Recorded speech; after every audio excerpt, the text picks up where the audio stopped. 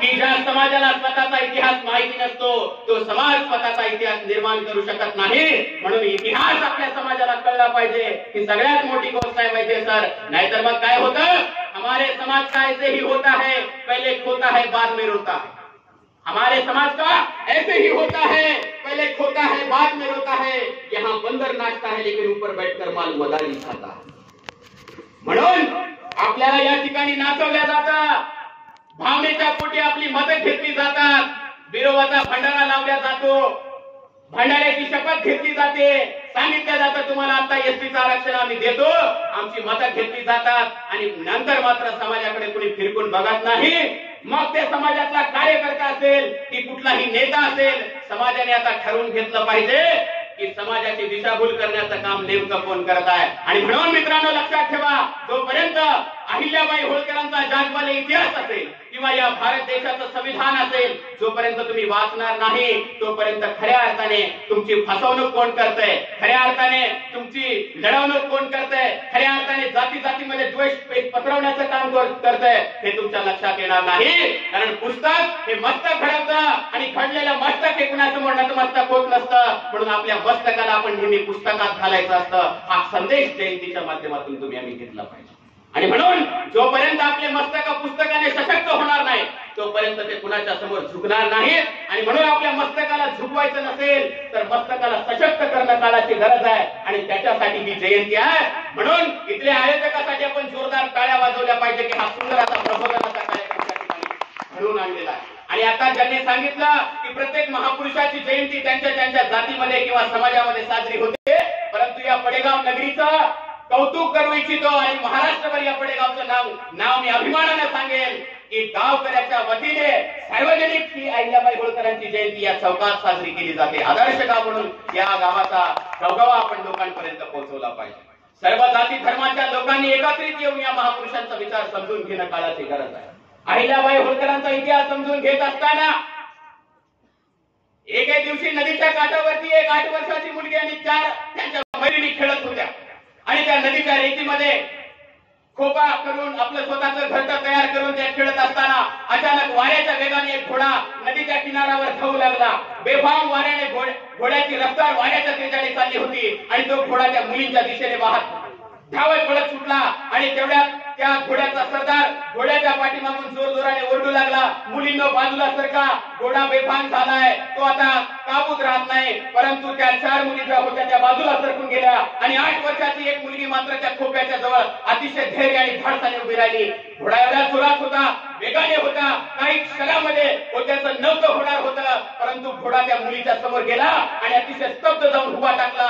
त्याच पाठीमागे त्या घोड्याचे सुभेदार पाठीमागून गेले आणि त्या मुलीला म्हणाले, अगं 8 वर्षाची मुलगी आहेस तू, तुला भीती वाटत नाही? अरे हा घोडा किंचित जर पुढे सरकला असता तर तुझ्या जीवनाचं काय झालं असतं? त्यावेळेस ती 8 वर्षाची मुलगी गरजली आणि म्हणाली, सुभेदार तुमचा घोडा जर टापानिशी पुढे आला असता तर माझं बनवलेलं घरटं नेस्तानाबूत झालं असतं, मग मी हे घरटं पुन्हा कसं उभा केलं असतं? अरे 8 वर्षाची ती दुसरी तिसरी महिला कोणी नव्हती, वाळूचं घरटं आपल्या स्वतःच्या जीवेने संरक्षण करणारी दुसरी मुलगी कोणी नव्हती, तर ती या पृथ्वीच्या पाठीवरची पहिली महिला जिने हातात तलवार घेतली ती अहिल्याबाई होळकर होती। 8 वर्षाची असताना सुद्धा घोड्याच्या वेगाला घाबरली नाही। काय शौर्य, काय तेज असेल! विचार करा मित्रांनो, धाडस आणि साहस हे माणसाला त्याच्या जन्माने मिळत असतं आणि ते निर्माण करणं काळाची गरज असतं। त्या अहिल्याबाई होळकरांना पाहिल्याबरोबर सुभेदार दुसरे कोणी नव्हते तर मल्हारराव होळकर होते, त्या घोड्याचे सुभेदार।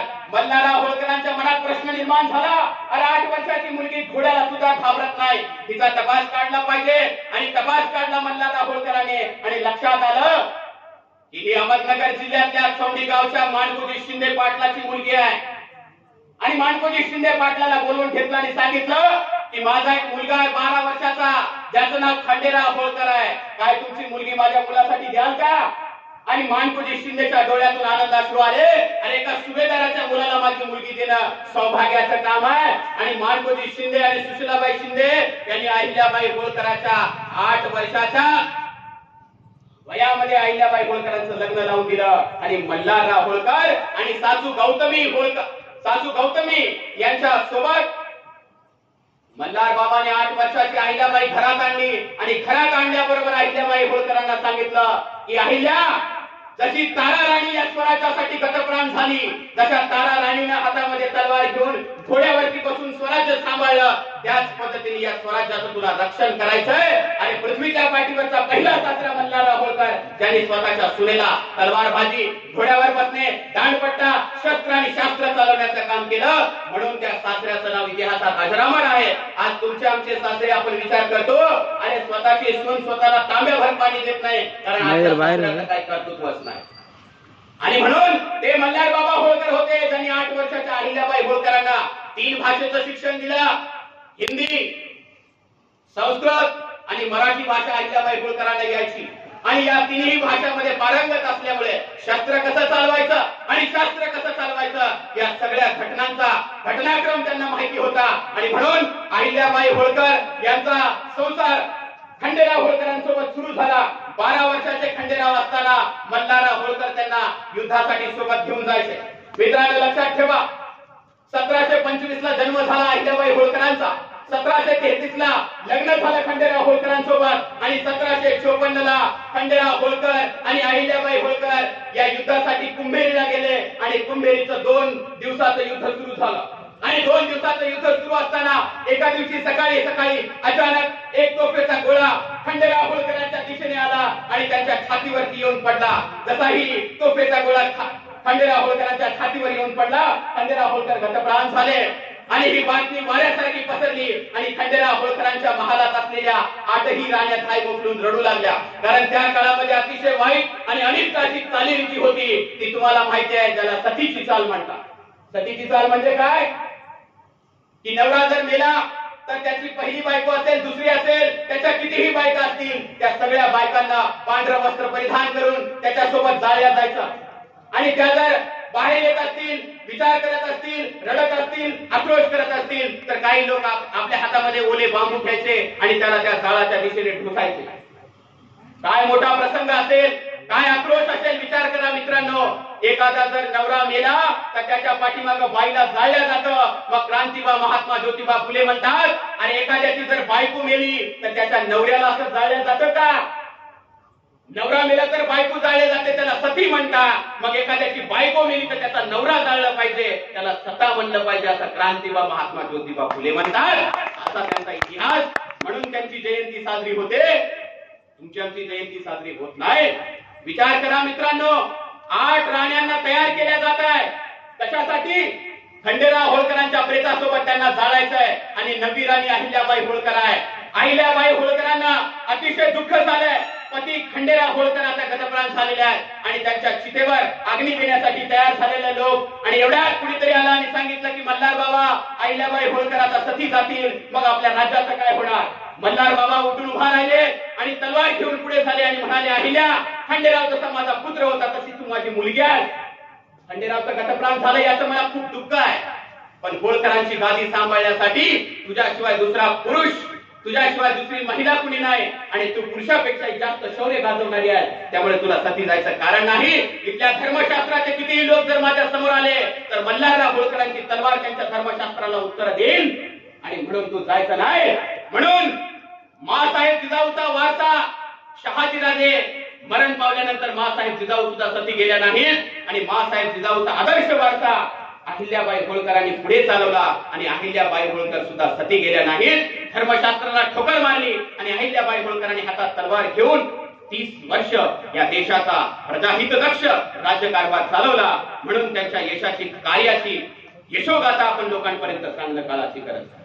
अहिल्याबाई होळकर घडल्या त्याचं कारण होतं, कारण मल्हार बाबा होळकर आणि गौतमी होळकर त्यांचे सासू सासरे यांनी खऱ्या अर्थाने त्यांना शिक्षण दिलं, त्याचं संरक्षण केलं, स्वातंत्र्य दिलं. अरे विचार करा, आज आपण आपल्या बायका पोरांना घराच्या उंबऱ्याच्या बाहेर सुद्धा निघू देत नाही. 6-7च्या नंतर मुलगी तर उशिरा कॉलेजून आली तर तिला अनेक हजारो प्रश्न विचारत असतो आणि तिला सांगत असतो एवढा उशीर का झाला. पण अहिल्याबाई होळकरांनी पती मेल्याच्या नंतर सुद्धा इथल्या पेशवाईचा नंगानाथ तलवारीच्या बळावरती कापून काढला आणि त्या लोकांना सांगितलं की महिला सुद्धा सक्षम राज्यकारती होऊ शकते आणि महिलाच्या मनगटात सुद्धा ते बळ आणि बुद्धी असते. म्हणून अहिल्याबाई होळकर म्हणतात की ज्या मनगटामध्ये बळ, बुद्धी आणि चातुर्य असते तोच स्वकर्तृत्वाने लोकाभिमुख राजा निर्माण होऊ शकतो. अहिल्याबाई होळकरांचा जागवली इतिहास ही काही चमत्काराची गोष्ट नाही मित्रांनो. म्हणून अहिल्याबाई होळकरांनी केलेलं कार्य आणि कर्तृत्व हे कुठल्या एका धर्मापुरतं, जातीपुरतं, पंथापुरतं आणि प्रांतापुरतं मर्यादित नव्हतं. त्यांनी बांधलेले पाणवठे त्याच्यावर कधी नाव लिहिलं नाही आणि सांगितलं नाही की फक्त हिंदूच्या लोकांनी पाणी भरलं पाहिजे, फक्त ख्रिश्चनांनी पाणी भरलं पाहिजे, फक्त बौद्धांनी भरलं पाहिजे. त्यांचा एकच उद्देश होता की फक्त मानव आणि मानवता हा धर्म टिकला पाहिजे आणि मानव नावाचा माणूस जगला पाहिजे. हा विचार अहिल्याबाई होळकरांचा होता. म्हणून तुम्ही विचार करा, अहिल्याबाई होळकरांचा जाज्वल्य इतिहास तुम्ही समजून घेत असताना आताच आपल्या बोबडे साहेबांनी अतिशय सुंदर निवेदन करत असताना प्रास्ताविक केलं की मुख्या जनावराला सुद्धा कळालं की अहिल्याबाई होळकर ह्या किती लोकप्रिय होत्या. आणि अहिल्याबाई होळकरांनी स्वतःच्या मुलाला सुद्धा त्या काळामध्ये चूक घडली, मुख्या जनावराला मारलं म्हणून स्वतःच्या मुलाला सुद्धा रथाच्या घोड्याखाली, रथाच्या टापाखाली चेंगरणारी या पृथ्वीच्या पाठीवरची पहिली महाराणी अहिल्याबाई होळकर. नाहीतर आज तुम्ही आम्ही शिवाजी जन्माला यावा तर दुसऱ्याच्या घरात, आपल्या घरात आला तर तो मरेल म्हणून नको शिवाजी जन्माला आला पाहिजे पण लोकांच्या घरात. असं होत नसतं मित्रांनो.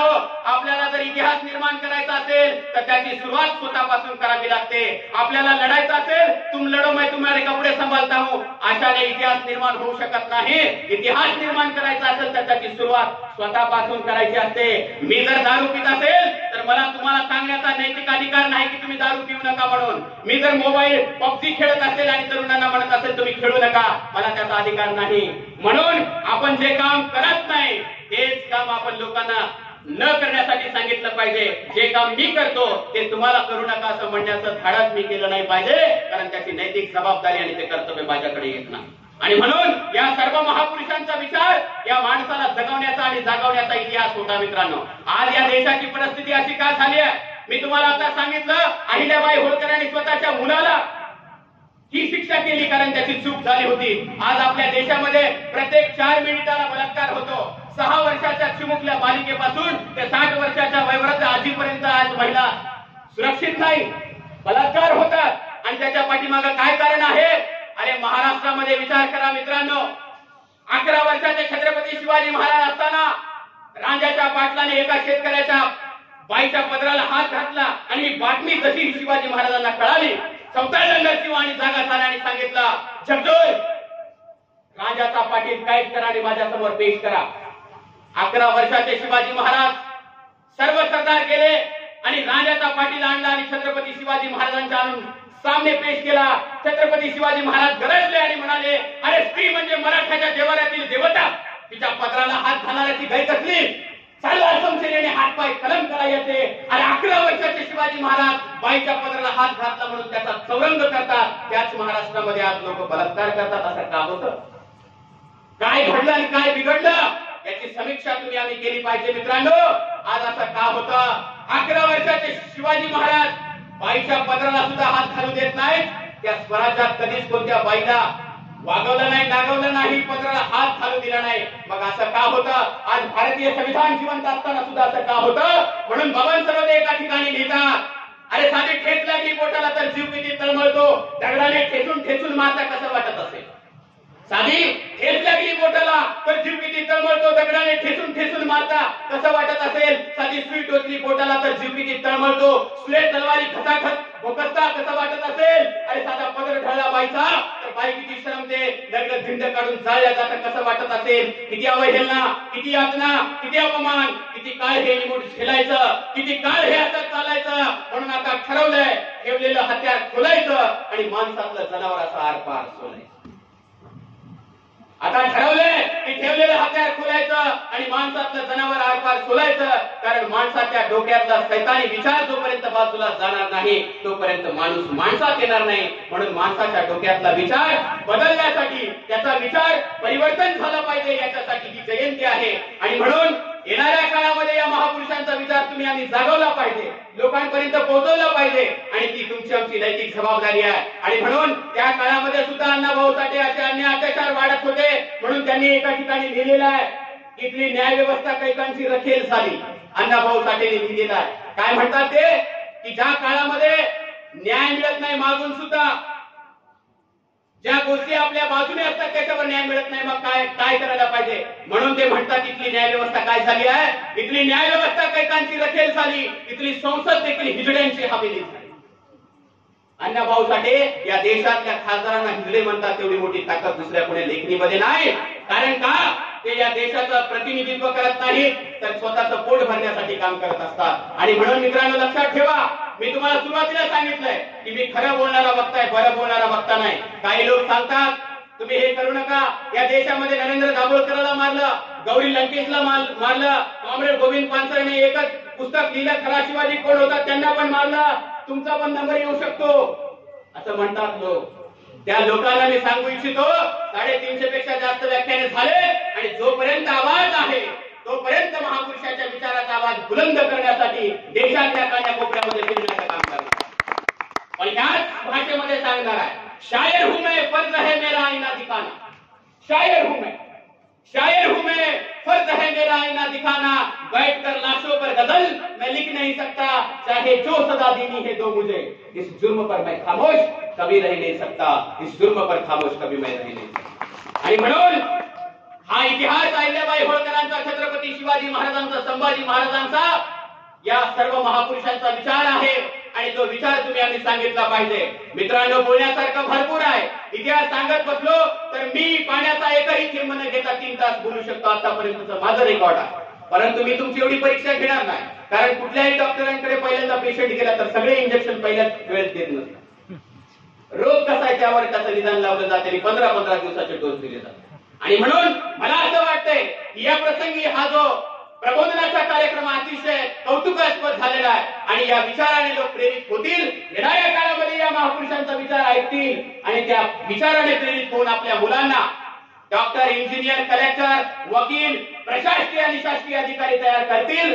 आता ज्या तरुणांनी आपल्या मेहनतीच्या जोरावर, बुद्धीच्या बळावरती जे शासन आणि प्रशासनामध्ये आपलं स्थान मिळवलंय ते अतिशय कौतुकास्पद आहे. त्याचं मी अभिनंदन करतो आणि ते या गावातल्या लोकांसाठी आदर्श आहे. कारण जसा वेळ आणि काळ असतो त्या पद्धतीने आपण आपल्या स्वतःला बदललं पाहिजे, त्यानुसार आपले आपले कर्तव्य आपण पार पाडले पाहिजे. आणि म्हणून येणाऱ्या काळामध्ये हा विषय तुम्ही लोकांपर्यंत पोहोचवला पाहिजे. मित्रांनो आता मी मुख्य मुद्द्याकडे वळतोय. आपल्या कार्यक्रमाचे उद्घाटक त्यांनी सांगितलं की या देशामध्ये हजारो वर्षापासून एसटीचं रक्षण डॉक्टर बाबासाहेब आंबेडकरांनी भारतीय संविधानाच्या 1956 ला जी यादी बनवली त्यातल्या 34 क्रमांकाला धनगर फक्त एकच जात आणि एकच जमात आहे. जर तुम्ही संविधान कधी वाचलं तर त्या संविधानामध्ये तुम्हाला कळेल डॉक्टर बाबासाहेब आंबेडकरांनी संविधानात 3 कलम लिहिले. पहिलं आर्टिकल लिहिलं 340, दुसरं लिहिलं 341 आणि तिसरं लिहिलं 342. 342 हे एसटी साठी आहे, 341 हे एसटी साठी आहे आणि 340 हे ओबीसी साठी आहे. म्हणजे स्वतःच्या जाती आणि धर्माच्या लोकांना हक्क आणि अधिकार नंतर दिले, पण या देशातल्या ओबीसीला सर्वात पहिला हक्क आणि अधिकार देण्याचं काम विश्वरत्न महामानव डॉक्टर बाबासाहेब आंबेडकरांनी केलं, त्यांच्या संविधानाने केलं आणि ते विसरून चालणार नाही. आणि बाबासाहेब आंबेडकरांनी असं का केलं त्याच्या पाठीमागचं शास्त्रीय दृष्टिकोन काय होता तर या देशामध्ये सर्वात जास्त लोकसंख्या जर कुणाची असेल तर ती ओबीसी आहे. अदर बॅकवर्ड क्लासेस केंद्रामध्ये जर तुम्ही मंडल आयोगाचा अभ्यास केला तर 3743 जाती ओबीसी मध्ये आहे. कालेलकर आयोग नीट वाचा, त्याच्यामध्ये तुम्हाला कळेल 3743 जाती 340 मध्ये लिहिल्या, 341 मध्ये एसटीला लिहिलं.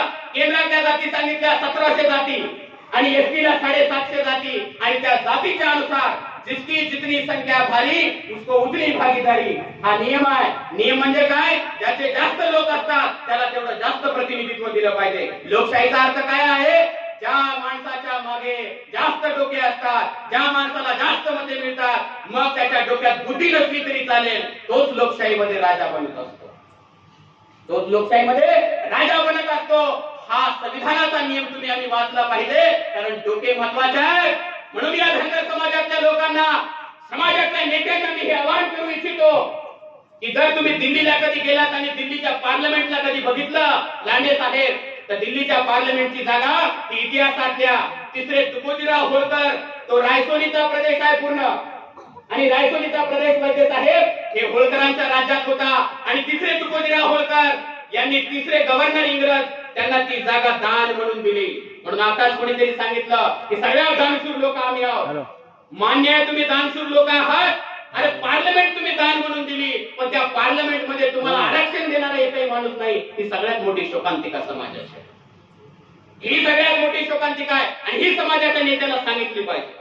ऐकत नसेल तर कान धरून सांगितली पाहिजे. तेवढा हक्कानी अधिकार तुमच्याकडे आहे. कारण काय सांगितलं पाहिजे कान धरून? कारण तुमच्याकडे मताचा अधिकार आहे. 5 वर्षाला तो येणार आहे, त्याचे गुडघे तुमच्या पुढे टेकवणार आणि म्हणणार आहे एवढी वेळेस का होईना पण माझ्याकडे तुम्ही बघितलं पाहिजे. तेव्हा तुम्ही त्याच्या कानाला धरलं पाहिजे, सांगितलं पाहिजे एवढी वेळेस तो आरक्षणाचा प्रश्न संसदेत मांडला पाहिजे. याच्यासाठी तुम्ही आम्ही काम केलं पाहिजे. हे सत्य आहे आणि सत्य त्या पद्धतीने सांगितलं पाहिजे. कारण जगद्गुरु संत तुकाराम महाराज म्हणतात, सत्य असत्याशी मन केले बाही मानिले नाही बहुमता. सत्य सांगणारा मी एकटा असेल आणि असत्य सांगणारे 100 लोक असतील तरी मला काही घेणं नाही, कारण मी सत्याचा पाहिजे आहे, मी सत्य सांगणार. हा विचार तुम्ही आम्ही समजून घेतला पाहिजे आणि तो विचार समजून घेण्यासाठी खऱ्या अर्थाने तुम्ही आम्ही हे काम केलं पाहिजे. आणि हा महापुरुषाचा विचार वारसा पुढे चालवण्यासाठी तुम्ही आम्ही कटिबद्ध आहोत. म्हणून मातीतल्या कणांनो माती जपून ठेवा, फुले शाहू शिवरायांची नाती जपून ठेवा. मातीतल्या कणांनो माती जपून ठेवा, फुले शाहू शिवरायांची नाती जपून ठेवा. संपली नाही लढाई अजूनही, कारण या महापुरुषाचा विचार पुढे चालवायचा आहे. आपल्या डोक्याच्या तलवारी थोड्याशा घासून ठेवा, आपल्या डोक्याच्या तलवारी थोड्याशा घासून ठेवा. आणि म्हणून येणाऱ्या काळामध्ये हा महापुरुषाचा विचार तुम्ही लोकांपर्यंत पोहोचवाल, खऱ्या अर्थाने तो समजून घ्याल एवढी आशा आणि अपेक्षा तुमच्याकडून व्यक्त करतो. तुम्ही मला ऐकलं, मला बोलवलं, माझा मान सन्मान केला, त्याबद्दल तुमचे आभार व्यक्त करतो. आणि मी माझ्या वाणीला इथेच विराम देतो, थांबतो. जय अहिल्या, जय होळकर, जय जिजाऊ, जय शिवराय, जय भीम, जय संविधान. धन्यवाद.